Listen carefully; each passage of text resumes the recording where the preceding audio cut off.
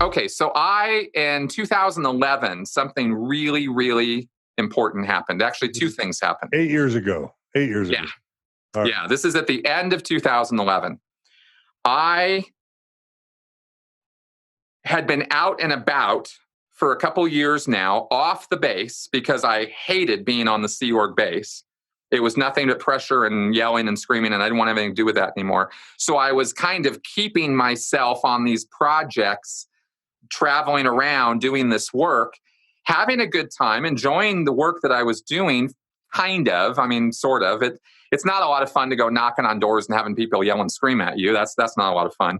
And that happened often. But sometimes I would get people back in the fold, and I was getting pretty good at that job.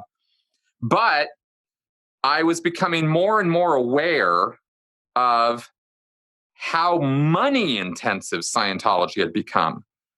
I was working on a project in Twin Cities, Minnesota, at the newly opened Scientology church there. They bought this 90,000 square foot museum and converted it into a Scientology church, which is where it's at now in St. Paul. And we were there to get the place going and get the staff producing and stuff like that. But the only orders we were receiving were pretty much all aligned with making money, not bringing new people in, not selling books, not getting people in class, not getting auditing delivered. It wasn't about any of the things that Scientology was ostensibly actually about.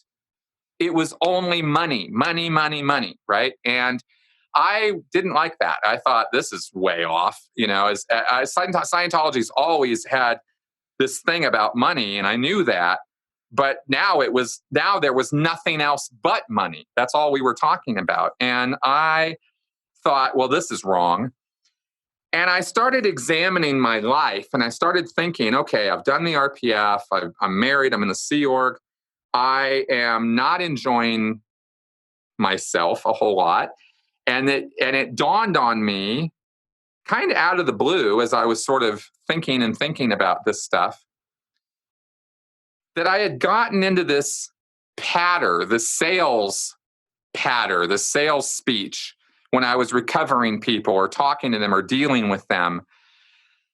And that sales thing that I had sort of developed or been using was really a bunch of lies.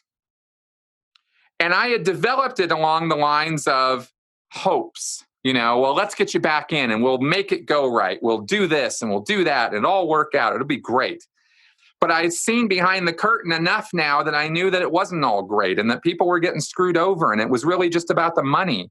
And I started being concerned about getting people in because I knew that they were just going to be jumped all over for money.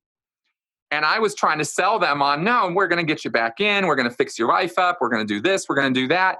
But that's not what would happen with them. They'd come in and it was all about the Benjamins, right? And I thought, what am I doing? What's going on here? I'm actually lying to these people. That's what's happening. I'm getting them back in the door by lying to them. And I don't want to lie to people, And I still had enough integrity to know that lies were wrong, and that's not what I got into this whole thing for. And then on New Year's 2011 to 2012,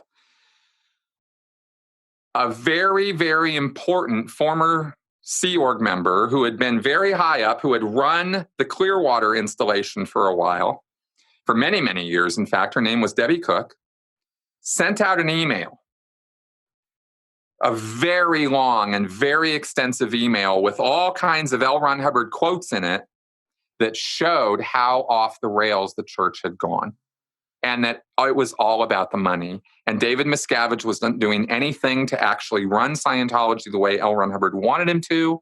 He was all about money, and it was ripping people off. And this whole thing about buying buildings and renovating them, Hubbard never said to do that.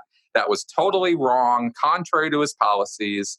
And there was all this money that they were just holding on to in reserves, and they weren't spending it, and they weren't using it to promote Scientology. They were just amassing money. And there was lots of other things in this email, and it was a nuclear explosion in the world of Scientology because Debbie Cook was somebody who people knew and trusted because she had run the Florida place for so long, the flag. So everybody knew who Debbie Cook was. She'd been in videos. She had talked about Scientology. So here she was sending out this email saying the current leadership of Scientology is off the rails. And here's what L. Ron Hubbard has to say about it. And here's how David Miscavige is violating all of that. And I could not deny a single word that she had written in that email. And I saw it and I went, oh my God. Right? It validated everything I'd been thinking. Suddenly I had somebody somebody else was saying what I was seeing. And I had tried to talk to my wife. She didn't want to hear anything about it. She thought I was a disaffected asshole. And how dare I even question Miscavige, right? So my marriage was not a safe place for me to go anymore.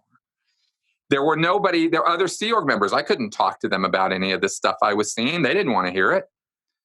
So I was feeling pretty alone until this email drops. And I'm like, damn, I'm not the only one seeing this. I'm not the crazy one. And that was really the real, like, okay, right? I'd been thinking about it and pretty much decided I was going to leave the Sea Org. Again, I still believed in Scientology. I just thought the organization had gone off the rails and it was all about the money at this point. So I didn't want to be a part of that, but I still wanted to do Scientology because I still thought the secrets of the universe were on those OT levels. So I decide I'm leaving the Sea Org.